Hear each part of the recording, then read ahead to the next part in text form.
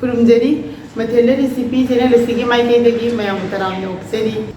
मयाम ngasiगी वीडियो सिदी करिगिनो हाइबे मयाम टाइटल दा दुम उबिरमनी ngasiदी मयाम गी दमक दा अइना योंगचाकी अचार की वीडियो पुदरा लाक्सरी अचार से इंगबियु मयाम होजिक से योंगचाकी मतबनिना मयाम सु योंगचाकी अचार से बिरमगने ने खल्ली अदो अइगी स्टाइल दा अइना करमने योंगचाकी अचार से मेना हाइबेदो अइ ngasi वीडियो सिदा उच्चगे अदुर मयाम वीडियो से लोयो फावो बिदेंग ताबियु मयाम अचार सेमनबगी योंगचाक तो असिदा लेजरे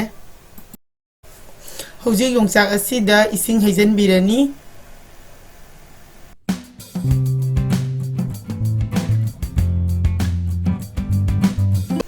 हौजिक मकू से फजना खेतोकपिरनी योंगचाक खोदनबगी योंगखोद असिदा लेजरे असिगी मतेंगना योंगचाक से फजना मकू से खेतोकपिरनी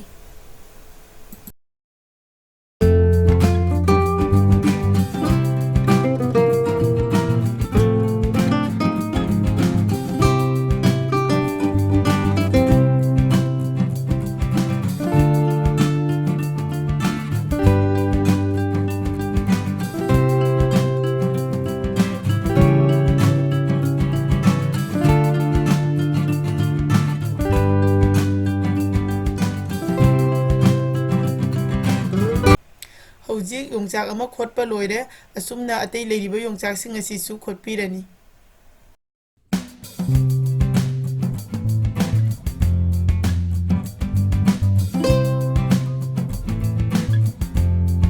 मयाम योंगचाक से मकु खोदपा लोइरे अदुगा मकु खोगलो मतुंगदा फजना चामथोकले अदुगा साइड साइड ता जाव मागी मसिंगदु दुसु लौथोकपिरे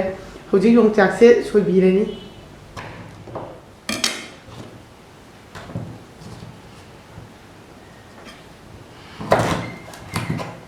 योंगचाक से असिगी चांगसिदा सोइबिबको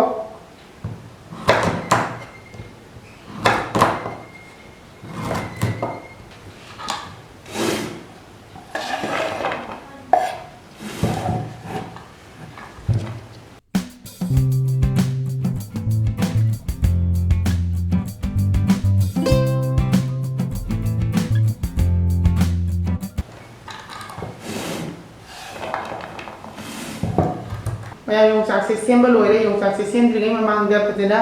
मागी चामथोकलगा मागी मनिल अचोटपदो फजना कंगहलगा सेमखिबनी अदो अचार सिदा हापनबा चनम खरबसु लौजरे चनम से हापसु याय हापत्रसु याय मसी ऑप्शनल नि कनागुमना पामदबा ओइरगदि हापत्रसु यागनी अदो चनम से फजना चामथोकलो मतुंगदा मागी अचोटपदो फजना कंगहले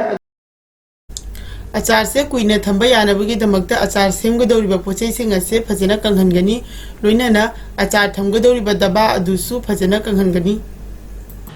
मयाम योंगचाक अचार से सेमबदा हापकदा मसलादो अदु सेमनबगी मचलसिंग अदो असिदा लेजरे अदुदि अहानबदा अइने असिदा मेथी खरा लौजरे मेथी से चामच तंगाय अमा लौरे अदुदगी असिना जीरा से चामच अमा लौजरे अदुदगी सिना काली जीरा अदुदगी असिना होप को असिजु चामच अमा लौजरे अदुदगी असिना मोरोक असूबा से अइना सि मचुगी दमक्तनी कश्मीरी लाल मिर्च ओइना लौरे चामच अनि लौरे अदुदगी असिना याइंगं सिदि कोना मागी चांग मतुंगिना हापतोइनेबा अदुदगी असिना हंगाम मरु सिचु चामच अमा लौजरे अदुदगी असिना फदिगोम मरु असिना चामच अमा तंखाय लौजरे अदुदगी असिना अजवाइन अइना असिदा तेंगोट अहुम से तोंगाना थंबगी मरमदी असिदा हाइकिबा मसलासिंग असिदी अखोइना पासपोरन चानबदोको पासपोरन असिदा लोइना यावरे असिबाइना तोंगान लौबगी महुत्ता पासपोरन पैकेट अमा लौबिरो अदुदगी अदुम हापा यारगनी असिदा लोइना सुरे अदुगी मथक्ता अखोइना अजवाइन फदिगोम मरु अदुदगी हंगाम मरु खरा हापचलगा अदुम यारनी अदुगा अइना अचार असिदा हापनबा मोरोक मोरोक से अकंग बोइना लौरे अकंग बसे थावदो फजना ngौथोकपिरनी ngौथोकलो मतुंगदा फजना तखाइरगा होरेन अचार असिदा हापतोइनी अदो असिगी महुत्ता कनागुबना अदुम मोरोक असुबोइना हापसु यागनी अदो अइना अदुम अइदी युमदा सुमाइना अदुम मोरोक से ngौरगा तखाइरगा हापेबको अदुना अदुम सिगासु अदुम हापे हौजिक मसालागी मचलसिंग असे प्लेट अमदा लोइना पुंछलनी सिदा मेथी से हापचनबिरनी हंगाम मरु इदी होप अदुदगी काली जीरा अजवाइन अदुदगी फदिगोम मरु ꯑꯁꯤ ꯂꯣꯏꯅ ꯃꯤꯛꯁ ꯇꯧꯔꯦ ꯍꯧꯖꯤꯛ ꯈꯥꯡ ꯑꯁꯥꯕꯗ ꯉꯥꯏꯍꯥꯛ ꯉꯧꯕꯤꯔꯅꯤ ꯑꯗꯨꯒ ꯃꯁꯤ ꯇꯛꯈꯥꯏꯔꯅꯤ ꯁꯤꯗ ꯃꯁꯥꯂꯥꯁꯦ ꯍꯥꯞꯆꯤꯟꯕꯤꯔꯅꯤ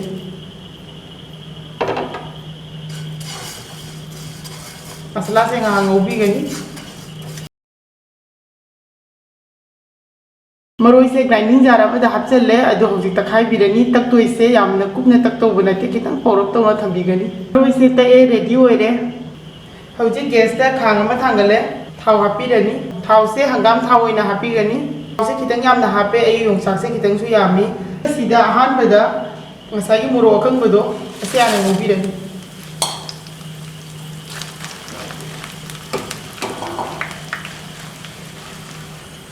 ꯃꯣꯔꯣꯛꯁꯦ ꯌꯥꯔꯅꯤ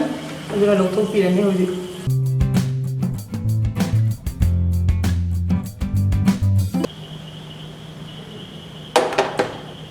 ꯍꯧꯖꯤꯛ ꯑꯍꯥꯟꯕꯗ ꯆꯅꯝꯁꯦ ꯍꯥꯞꯆꯤꯜꯂꯅꯤ ꯃꯩꯁꯦ ꯂꯣ ꯐ꯭ꯂꯦꯝꯗ ꯊꯝꯃꯤꯀꯣ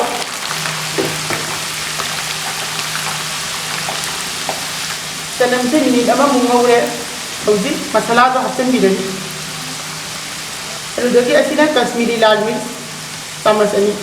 ꯃꯆꯨ ꯐꯖꯅꯕꯒꯤꯗꯃꯛꯇ ꯑꯗꯨꯗꯒꯤ ꯑꯁꯤꯅ ꯌꯥꯏꯉꯪ ꯆꯥꯃꯁ ꯑꯃ ꯇꯪꯈꯥꯏ ꯑꯗꯨꯗꯒꯤ ꯑꯁꯤꯅ ꯍꯤꯡꯁꯦ ꯑꯣꯞꯁꯟꯅꯦꯜꯅꯤ ꯑꯗꯨꯕꯨ ꯈꯤꯇꯪ ꯍꯥꯞꯄꯦ ꯆꯥꯃꯁ ꯑꯃꯃꯨꯛ ꯍꯥꯞꯄꯦ ꯐꯖꯅ ꯃꯤꯛꯁ ꯇꯧꯕꯤꯔꯅꯤ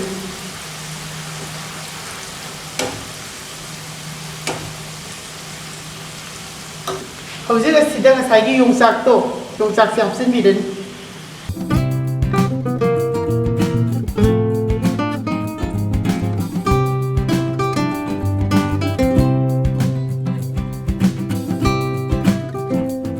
ꯌꯣꯡꯆꯥꯛꯁꯦ ꯑꯗꯨꯝ ꯌꯥꯝꯃꯝꯒꯅꯤ ꯑꯩꯅ ꯊꯥꯖꯗꯕ ꯑꯗꯣ ꯈꯥꯡꯁꯦ ꯍꯥꯏꯐꯦꯠ ꯆꯥꯎꯔꯤꯅꯦꯕ ꯑꯗꯨꯏꯁꯨ ꯈꯤꯇꯪꯗꯤ ꯌꯥꯝꯃꯦ ꯌꯣꯡꯆꯥꯛꯁꯤꯅ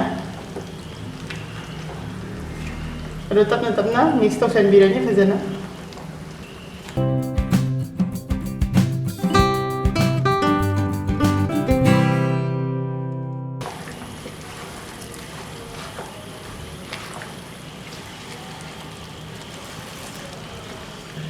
ꯍꯧꯖꯤꯛ ꯑꯁꯤꯗ ꯏꯁꯥꯒꯤ ꯆꯥꯡ ꯃꯇꯨꯡ ꯏꯟꯅ ꯊꯨꯝ ꯍꯥꯞꯄꯤꯔꯅꯤ ꯊꯨꯝꯁꯤꯗꯤ ꯃꯥꯒꯤ ꯑꯆꯥꯔ ꯁꯦꯝꯃꯤꯗꯨꯒꯤ ꯆꯥꯡꯒꯤ ꯃꯇꯨꯡ ꯏꯟꯅ ꯑꯗꯨꯝ ꯌꯦꯡꯂꯒ ꯑꯗꯨꯝ ꯍꯥꯞꯄꯤꯌꯨꯀꯣ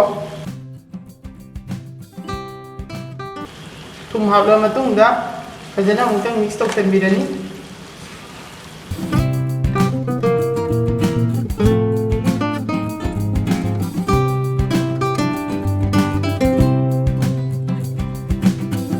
ꯑꯁꯤꯗ ꯉꯁꯥꯏꯒꯤ ꯃꯣꯔꯣꯛ ꯉꯧꯈꯤꯕꯗꯣ ꯐꯖꯅ ꯇꯛꯈꯥꯏꯕꯤꯔꯅꯤ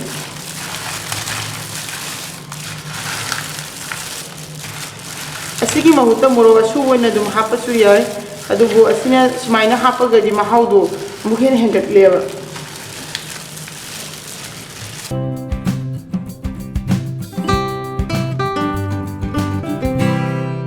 ꯍꯧꯖꯤꯛ ꯑꯁꯤꯗ ꯉꯁꯥꯏꯒꯤ ꯃꯣꯔꯣꯛ ꯇꯛꯈꯥꯏꯕꯗꯣ ꯍꯥꯞꯆꯤꯟꯕꯤꯔꯅꯤ ꯍꯧꯖꯤꯛ ꯐꯖꯅ ꯃꯤꯛꯁ ꯇꯧꯕꯤꯔꯅꯤ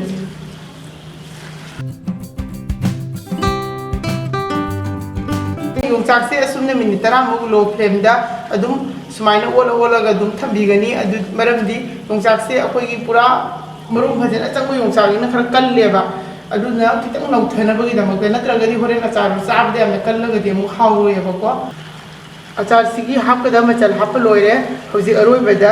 ꯑꯆꯥꯔꯁꯤꯗ ꯚꯤꯅꯦꯒꯔ ꯍꯥꯞꯄꯤꯔꯅꯤ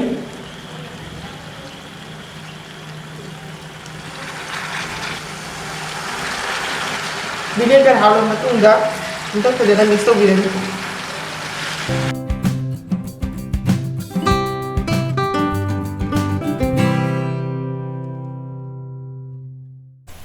ꯃꯌꯥꯝ ꯑꯩꯒꯤ ꯉꯁꯤꯒꯤ ꯌꯣꯡꯆꯥꯛ ꯑꯆꯥꯔꯁꯦ ꯁꯦꯝꯕ ꯂꯣꯏꯔꯦ ꯍꯧꯖꯤꯛ ꯃꯩꯁꯦ ꯃꯨꯊꯠꯂꯅꯤ ꯑꯗꯨꯒ ꯐꯖꯅ ꯏꯪꯍꯜꯂꯒ ꯗꯕꯥ ꯑꯃꯗ ꯍꯥꯟꯖꯟꯕꯤꯔꯅꯤ ꯑꯆꯥꯔꯁꯦ ꯐꯖꯅ ꯏꯪꯂꯦ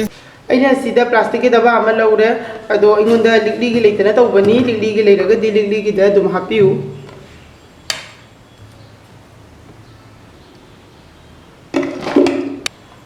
ꯑꯆꯥꯔ ꯍꯥꯟꯗ꯭ꯔꯤꯉꯩ ꯃꯃꯥꯡꯗ ꯗꯕꯥꯁꯦ ꯐꯖꯅ ꯐꯦꯡꯗꯣꯛꯂꯒ ꯐꯖꯅ ꯀꯪꯍꯜꯂꯨꯀꯣ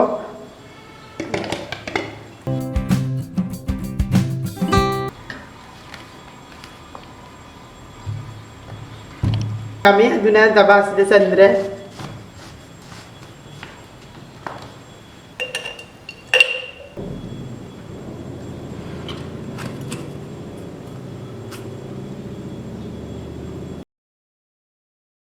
mayam ai ngasi gi yongchak achar gi recipe ase semba loijare mayam na video ase loine yengla matung da like to biramu share to view loine na video asina nungai raga di comment to biramu